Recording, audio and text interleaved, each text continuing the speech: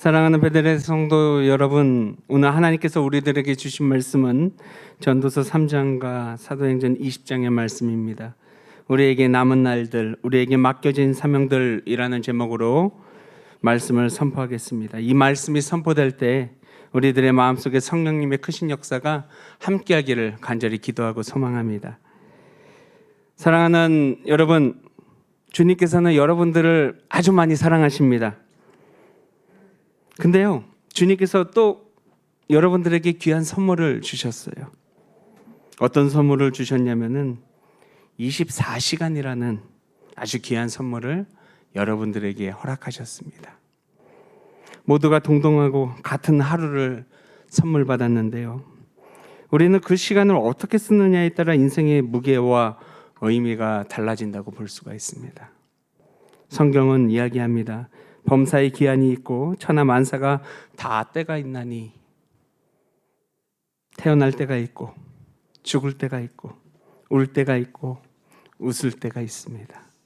이 말은 세상의 이치이기도 하지만 우리네 인생이 하나님께 속한 인생이라 시간의 이 거룩한 청지기로서 우리들이 살아가야 한다는 사실을 분명히 인지시켜주고 있다는 것이지요.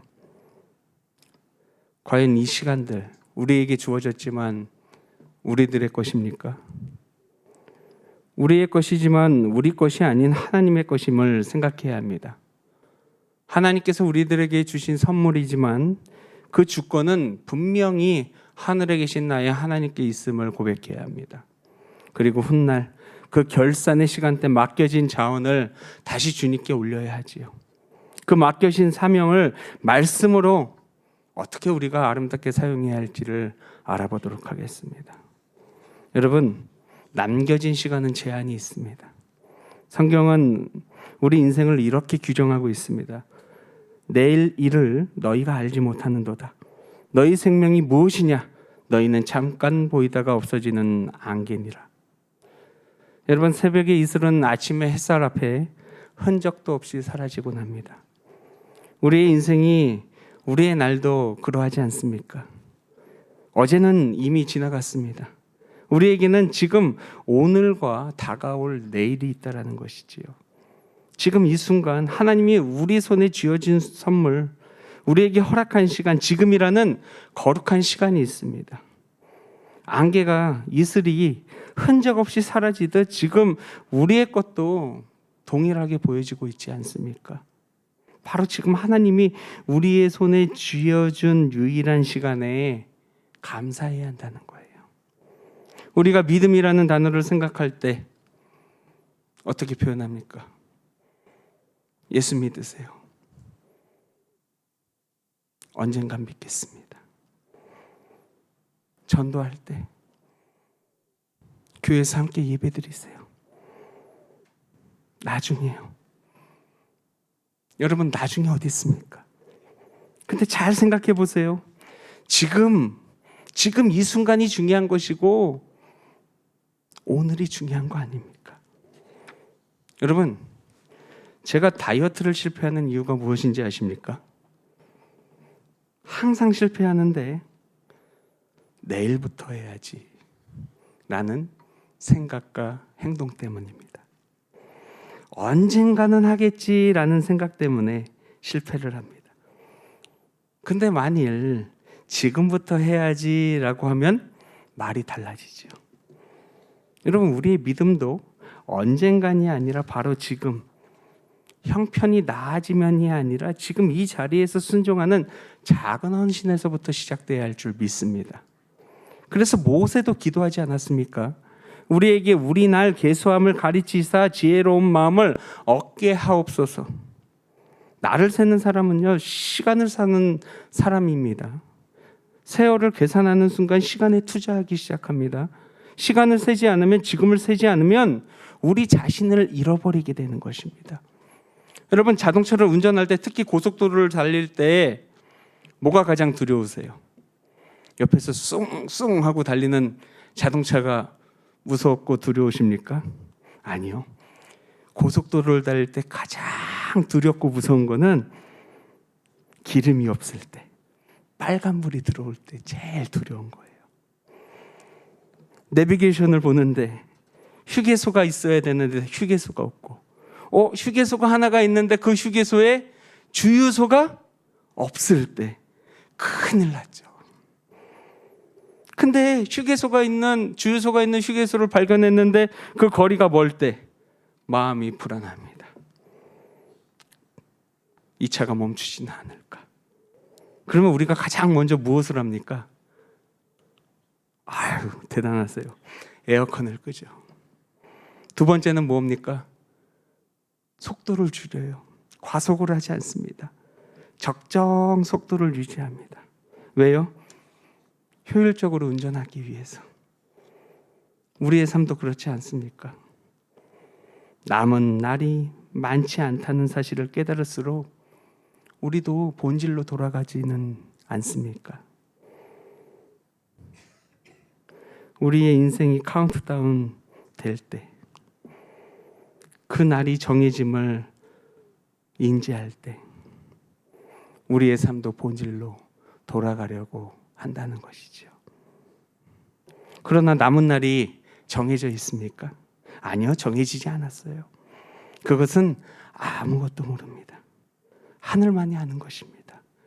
그래서 우리는 지금 이 순간 더 본질로 돌아가야 한다는 것이에요. 그렇다면 믿음의 백성들은 어떻게 더 본질로 돌아갈 수 있습니까? 예배와 말씀과 기도와 사랑으로 함께해야 한다는 것입니다. 여기에 초점을 두어야 하는 이유도 시간을 아끼고 아름답게 사용하기 위해서지요. 그래서 성경은 분명히 이야기합니다. 세월을 아끼라, 때가 악하니라. 여기서 아끼라는 말은요, 사라져가는 시간을 값주고 살라는 뜻입니다. 값을 치르지 않으면 시간은 자동으로 흘러가지만 값을 치르면 시간은 거룩한 사명으로 바뀌기 때문입니다.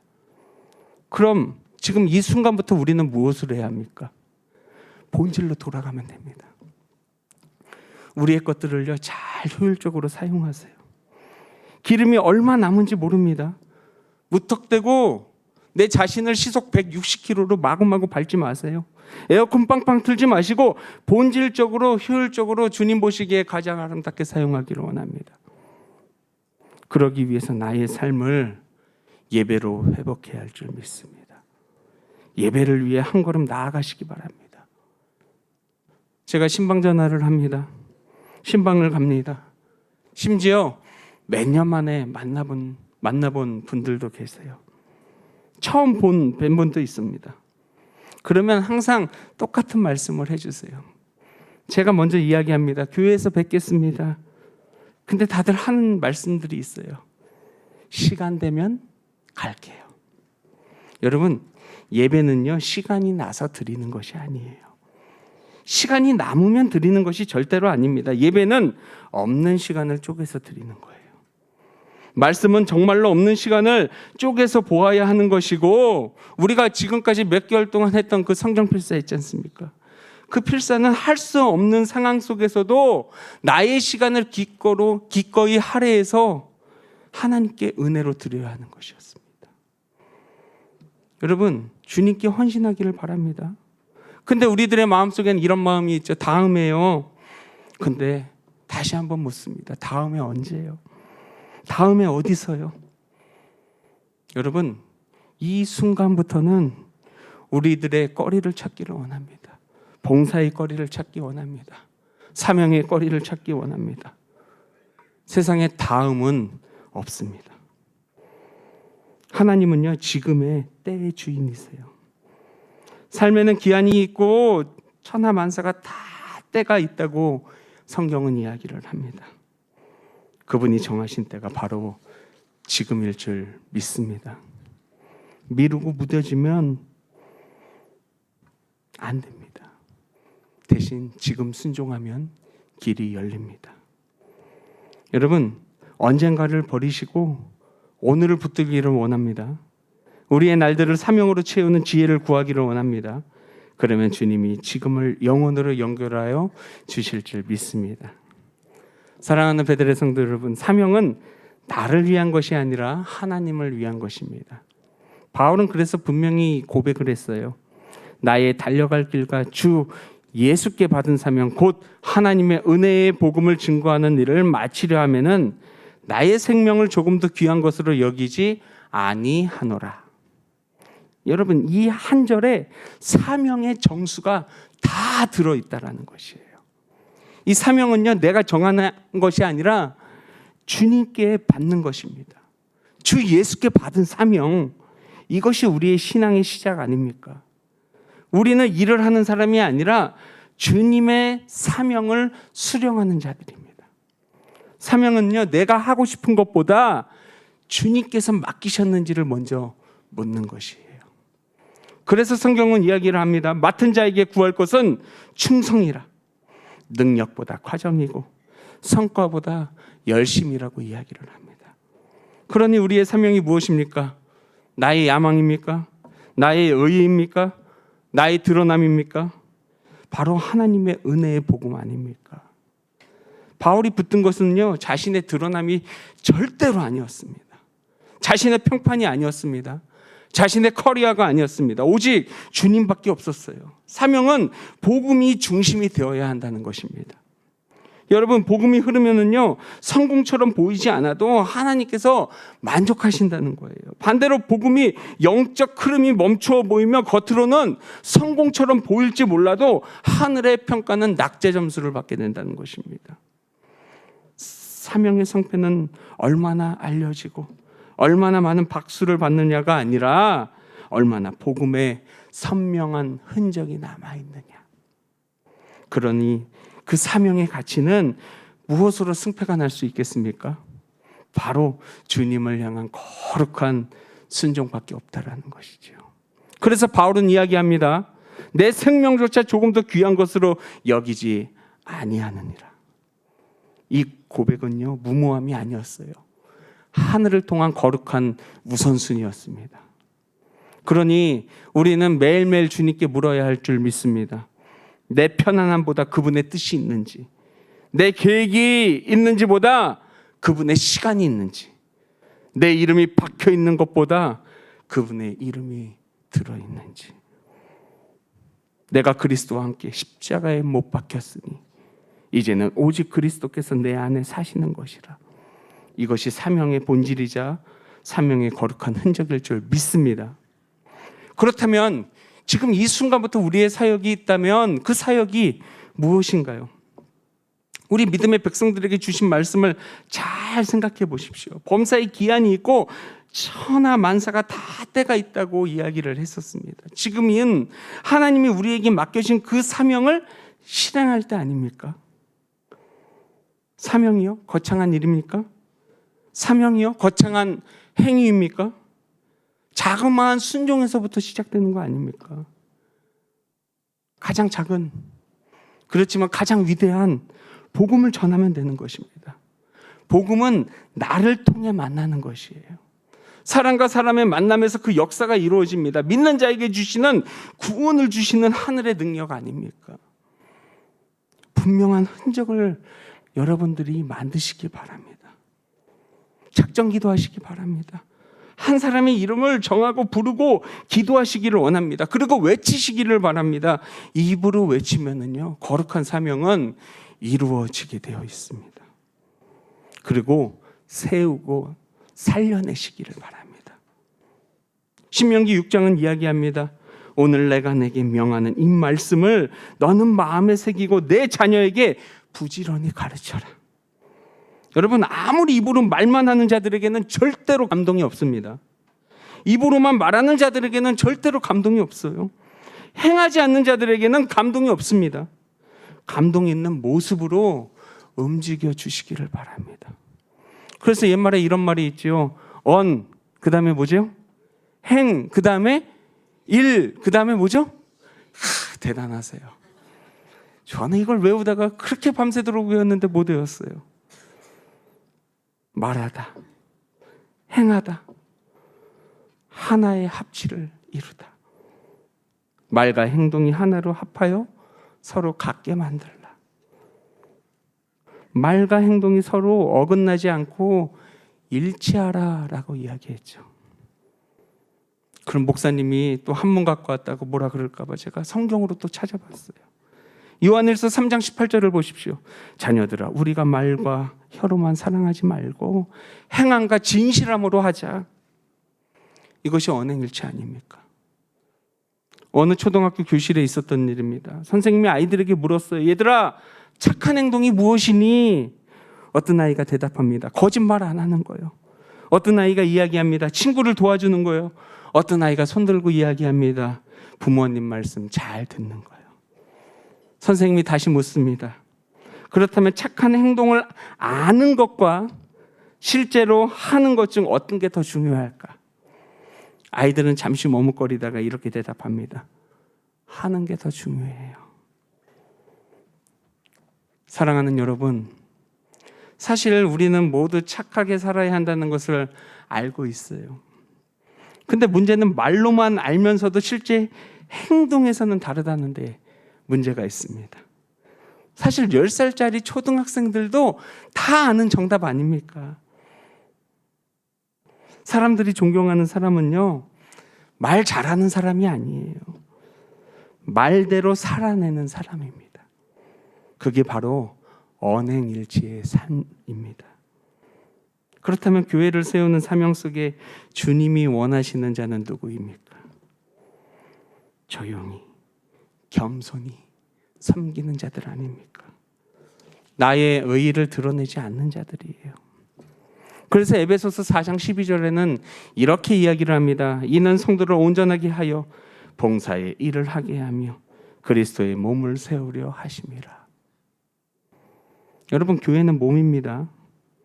더 약하게 보이는 지체를 도리어 요긴하게 하라 이야기합니다. 요긴이요, 더 필요하다는 것이지요.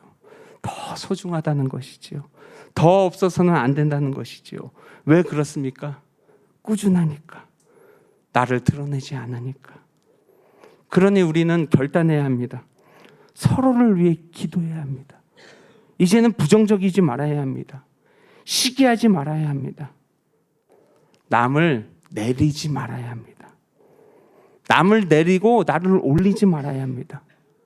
그거는 사단이 하는 아주 하찮은 행동입니다. 험담하지 말아야 합니다. 아니면 말고에 없는 말을 만들지 말아야 합니다. 여러분, 말에는 책임이 붙습니다. 아닌 척 뒤에서 일을 만들어도 결국에는 다 드러나게 되어 있습니다. 그 책임은 언젠가는 지게 되어 있습니다. 후회하지 마시고 이제는 아름답게 세우고 격려하고 사랑하고 따뜻하게 동행하고 서로의 짐을 지어주고 모이기를 패하지 말고 모이기를 힘써야 합니다. 서로를 권면하고 아껴야 합니다. 오늘 말씀의 제목이 무엇입니까? 우리에게 남은 날들, 우리에게 맡겨진 사명들. 우리 인생은 언젠간 끝납니다. 우리의 인생은 분명히 언젠간 끝납니다. 그러나 끝나기 전에 하나님이 맡겨주신 그 사명이 분명히 있지 않겠습니까?